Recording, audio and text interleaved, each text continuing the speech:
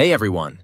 Today, we're diving into the world of AI and checking out a new tool that's been making waves, Ideogram 2.0. It's a text-to-image AI that can turn your words into stunning visuals. Let's see what it's all about. Enhanced image quality. Have you ever struggled to get an AI image generator to capture exactly what you had in mind? Ideogram 2.0 is here to change that. It's got a knack for turning your words into incredibly realistic and detailed images. Versatile styles. Whether you're going for a photorealistic look, a cartoonist vibe, or something in between, Ideogram 2.0 has you covered. It offers a variety of styles to suit your creative vision. Easy customization. With Ideogram 2.0, you have a lot of control over your creations.